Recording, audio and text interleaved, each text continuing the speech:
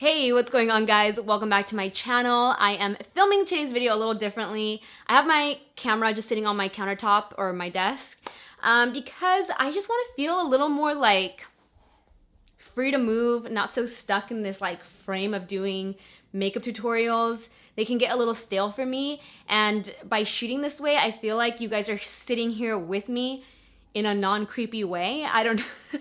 That came off a little weird, but I feel like I can really just like walk up to the lens, show you guys the makeup because this lens allows me to do that.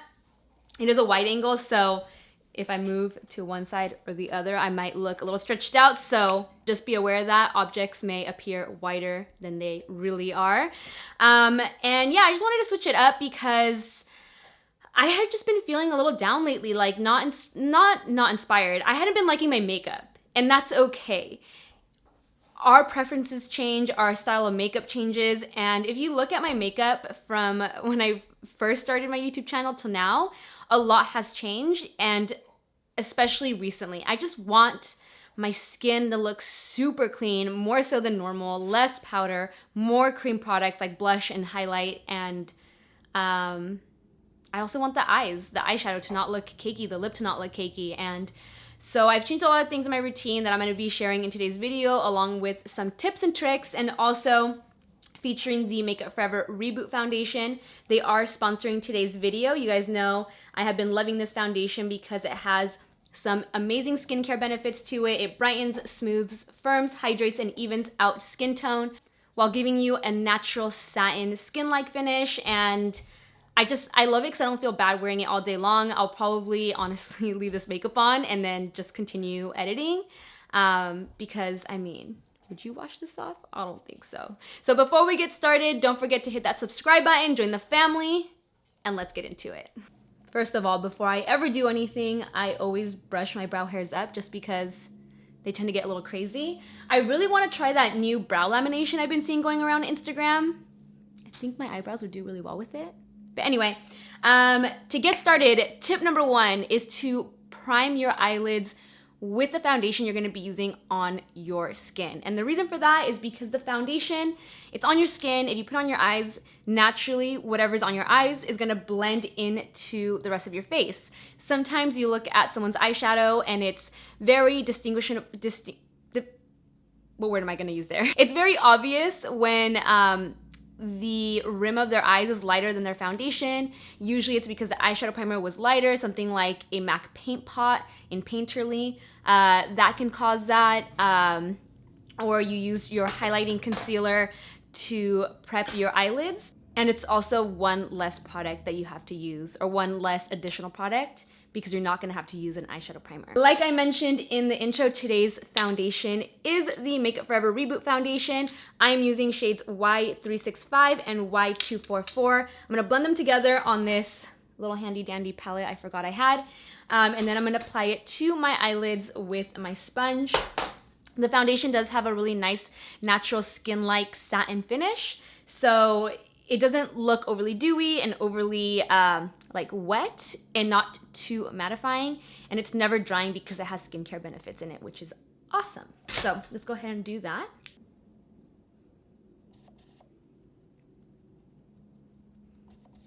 And I'll make sure to go all the way out here and also all the way to the inner part of the eye as well.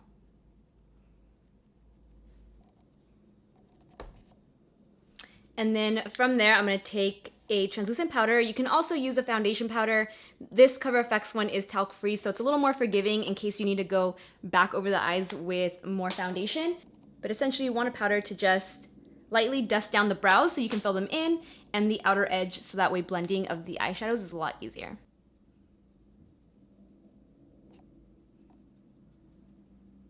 And then also make sure to get this inner corner, because the eyeshadow can skip in that part as well. Also, let me know if you guys enjoy when I film like this. I know it's a little distorted when I get close because it is a wide angle, but I just love that it just feels a little more relaxed, more like Instagram stories, because I can just zoom in and show you guys stuff versus having to switch out my lenses. So let me know. Appreciate your feedback. Now I'm just gonna go ahead and brush these brow hairs up and fill them in.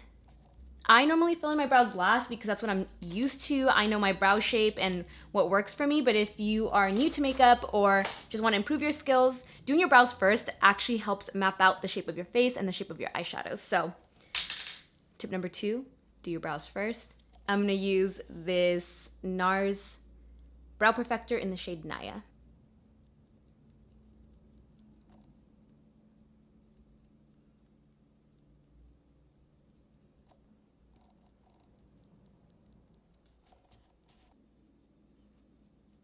The lids should be nice and tacky because we only set around them. So I'm gonna be using this NARS Afterglow palette to, wait, this way. This is NARS Afterglow palette to show you how I would do my shadow over the foundation. So I'm gonna start with this shadow right here. I'm gonna take my fingertip. Let me get up close so you guys can see it. And I'm going to just kind of pack it on all over the eyelid. Really just blending it in to that foundation that has not been set so you get a full color payoff from your eyeshadow. Look at that color, it's so pretty. Taking a large Smith 232 and just lightly buffing out those edges. Again, there's powder right here, so it should blend out nicely. It shouldn't skip, you shouldn't get any texture from your foundation. Then with an angled eyeliner brush, I'm gonna pick up the darker brown and create a wing, a cat eye, using the shadow. Again, it doesn't matter if this is imperfect because we don't have foundation on our face yet, so you can use the foundation to clean up the wing afterwards. And then I'm gonna lightly buff this out. I want it to be soft, not so sharp. And something that I like to do, and it's not necessarily a spotlight eye, I do like to take that same darker eyeshadow and apply it. Let me see if we can get up close. Apply a small amount right in here for a little extra dimension.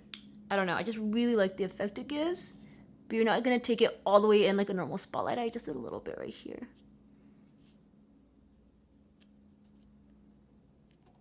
And this is a Morphe M213 brush. I feel like I've had this brush for like years now. It's a very loyal one. I really love it. I hope they still carry it. So as I buff this out, it's gonna get really diffused and it might look a little crazy on the outer edges, but this is gonna lead me to my next tip, and that's to use the foundation and a concealer brush to sharpen up that wing. So I'm just gonna pick it up and then do this. And you could only do this really if you had done the eyes first, because if you had done your concealer and foundation and you had really locked it in there and set it with powder, it'd be really hard to get a nice clean finish when sharpening it up. It might get really cakey in this area and then it would just look heavy. The eyes wouldn't look as seamless. And carefully pat in that foundation. All right, now I'm gonna move on to the face because this is pretty much all you can do with the eyes before you have everything else done. You don't wanna add mascara yet because once you add mascara and you wanna mist your skin, the mascara might drip onto your under eyes. And long story short, we're gonna go into the face. Another tip for you guys is that if you have fallout from doing the eyes first, instead of using a makeup wipe, which I feel sometimes can actually affect the wear of your foundation, it can cause it to not adhere to the skin as well. Instead, I like to use my moisturizer that I prep my skin with to wipe away the fallout. I would just take a foundation brush. I would take a very small amount. So I'm using a MAC, I don't know, it's been blurred off or wiped off from years of use, but I would pick up some of the moisturizer on the brush and like that, just wipe away the fallout. I really get it right here on the sides of the nose and the upper lip. And like I said, you don't have to use a brush, you can use your fingers, but I find that the brush helps wipe it away.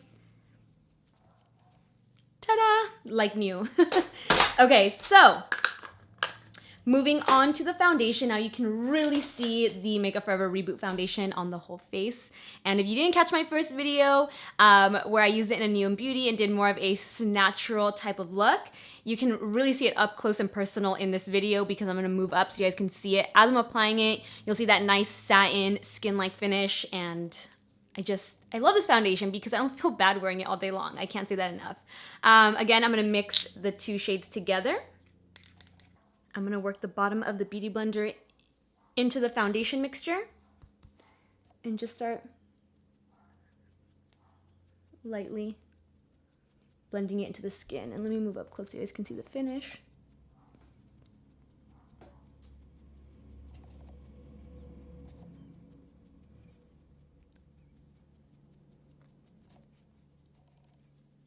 And it has a nice medium coverage that's buildable, so if you have a blemish like this, you can just pat in a little more foundation over top of it to cover it up. And then always, another tip is to blend your foundation into the ears and down here, down the neck, because if not, you'll get that ring that ends right here. So you just want to make sure you blend it into those areas.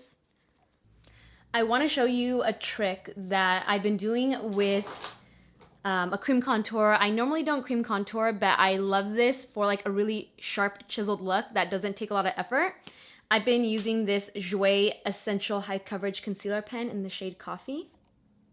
And while smiling, I draw a line right here. So this is like a push pen. I smile.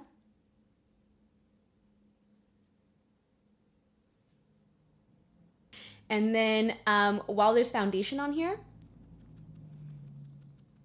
I'll blend over top of it. So that way it blends out really nicely and I get that chiseled effect, that nice sharp chisel on the cheek. This has been working for me to create that nice chiseled effect. And then I'll take the concealer brush that has the foundation on it and cut the cheek a little more. Or wait, did I say concealer? Foundation. I don't remember what I said, but I'll just add it right here. So again, this is the foundation mixture of the two shades. And again, blend it out. Check out this skin. Look at it up close. See that contour blending into the foundation? Ugh, I just love how easy this foundation is to work with. It's like not finicky. It doesn't start to cling to dry patches, which by the way, all of this on me is so dry right now. Winter's finally getting the best of me. So thank you, Makeup Forever, for doing a foundation with skincare in it that keeps your skin hydrated because my skin is going through it right now. Okay, for concealer, I'm going to use the NARS Radiant Creamy Concealer in Café con Leche. And my tip with concealer is to not apply it directly with the doe foot, not apply it directly with the doe foot applicator. I've been doing that, or I had been doing that a lot, and you can easily go really heavy-handed with it. It's not precise where you're applying it. I mean, you can, but for me, I don't know if it's the action of going from here to here that makes me get a little carried away. So instead, I like to take a concealer brush, and then same thing, I put it on the palette here. I'm gonna pick it up and be more precise with the application, especially on the sides of the nose, because sometimes my concealer will blend all across. Sorry if I keep looking at the monitor, I just can't really tell what I'm doing. It'll blend across this whole thing, and then the center just looks really white and the nose blends into everything else. So with this, I can draw a nice straight line down the side of the nose. And then this action also helps to warm up the product on the face before blending it out. So that way it blends into everything else really nicely as well. So just work it in for a little bit, like so. I have changed the ways of doing my makeup just because what I was doing before just wasn't working for me anymore. And that's okay. Techniques change. You will find that things that you used to love doing with your makeup just don't work anymore. And it's okay to switch things up to what suits your preference nowadays versus what it was before. See how precise that is? And then when blending, I like to keep it to that same area, not get too crazy.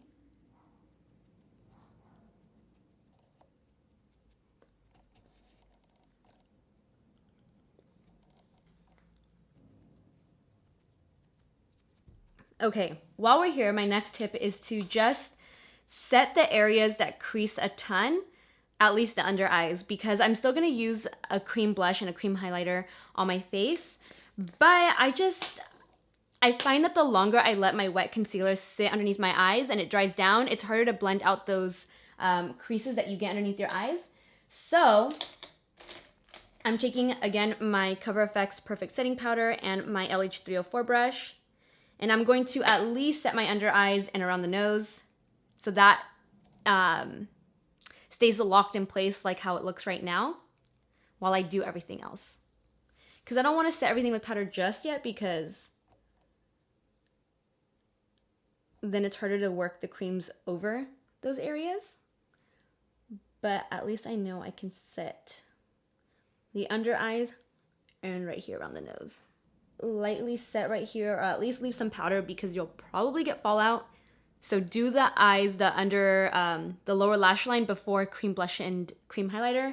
If not, it becomes very messy when it sticks to your cream highlight. You want to make sure you're done with everything that might cause fallout before doing the cream blush and highlight. So let me just finish up the eyes real quick. I'm just going to apply that darker brown to the lower lashes and then probably toss in that as an inner corner or my actual cream highlight.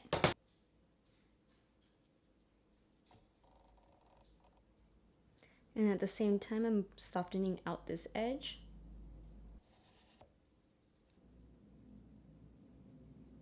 Now is a good time to apply the cream blush and highlight. I just like spit at the lens. Do you guys see that coming at you? Like, I'm gonna use this Tom Ford Glow Stick Illuminator.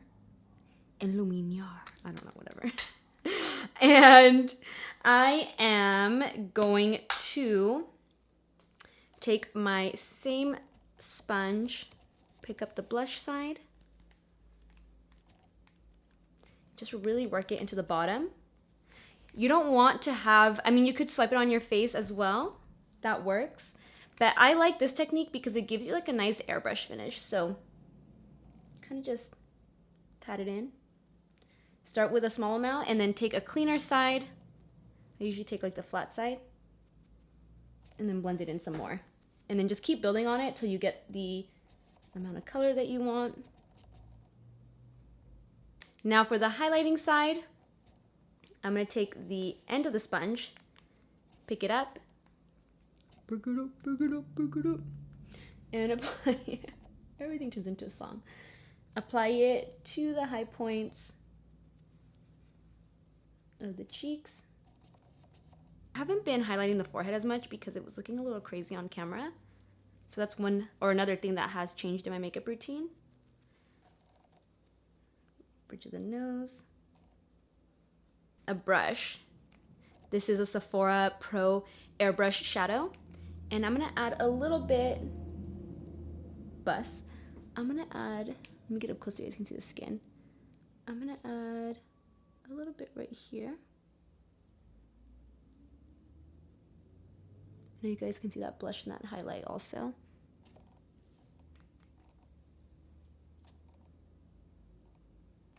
And also use that as an inner corner highlight right here. You know what it is? Like when I say that my makeup preferences have changed, it's almost like I like the skin to naturally be glowing, like how you see right here, just from the foundation. It's got like this nice, like almost like diffused glow versus a really like fakey kind of glow from a powder highlight. And sometimes a powder highlight can look really natural, but lately I've just been feeling like it looks like a lot, which is also why I haven't been highlighting this area and just letting like the glow come from the foundation versus an additional makeup product. Makes the skin look healthier that way. Okay, so now to set the rest of the face, I've gone back to using my powder puff from LH Cosmetics, my girl Linda Hellberg. She makes the best products and she's an incredible makeup artist. And for this, what you do is, I took the sifter out of my CoverFX powder, which could be a huge mistake. You just dump a little bit of powder. It's a lot of powder. Like this. You mush it into the sponge. And then this has like a little pocket that you put your fingers into. And I'm gonna set lightly anywhere else where I haven't set yet. So a little bit, setting a little bit of that cream blush, the center of the forehead, pretty much the whole forehead, and not setting the cream highlighter. I like the cream highlighter to remain fresh because I feel like once you powder it down, the glow kind of goes away, the glossiness does. And then, see, with that new concealer technique, I feel like my nose already looks naturally contoured, like I don't have to add much. But just in case I wanted to further contour, I'm gonna take this MAC Studio Fix powder palette. Oh wait, this is not the one. This one right here. And I'm gonna use the lightest shade and just very, very, very lightly dust it onto the sides of the nose for a little additional contouring. So what I really love about creating the contour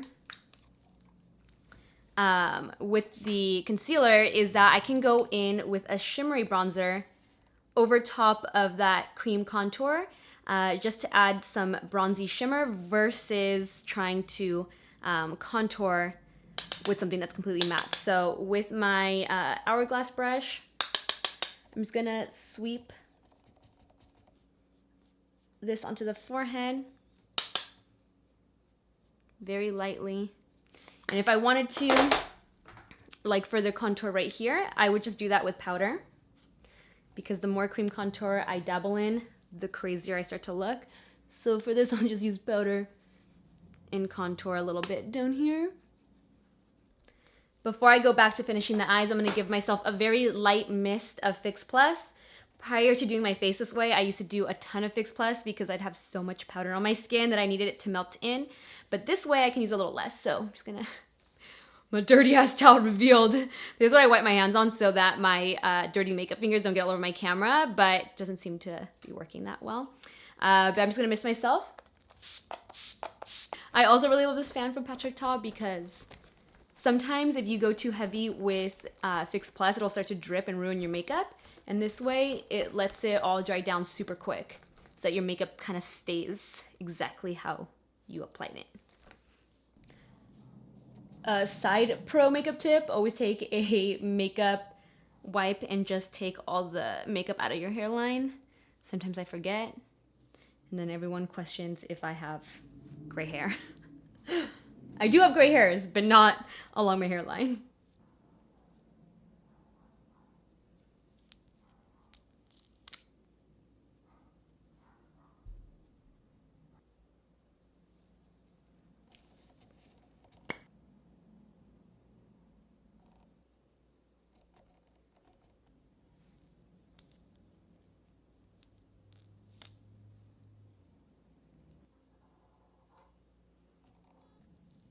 Mascara tip, use a brown black waterproof mascara on your lower lashes.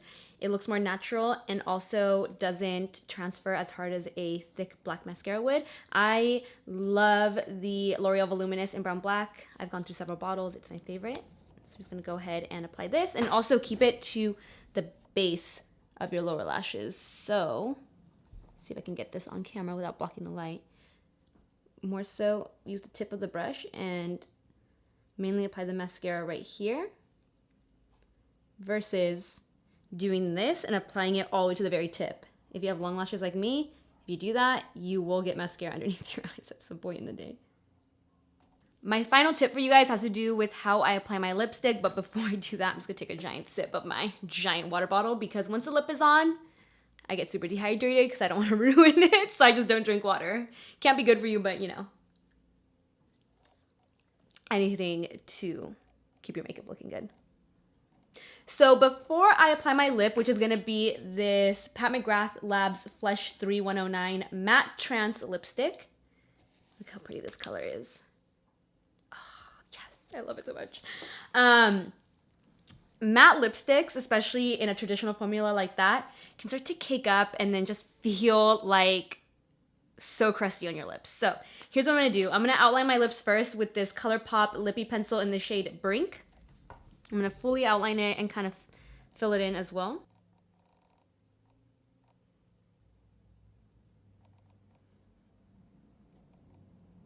Okay, here is what you're gonna do with the lip. Listen to me very carefully. Instead of taking the lip product, whatever lipstick it is that you're using, instead of piling on the lipstick directly from the bullet, take your finger, or you could just like apply a small amount like this and blend it out. So either pat in a small amount, blend it out with your finger, or start with your finger and blend it into your lip.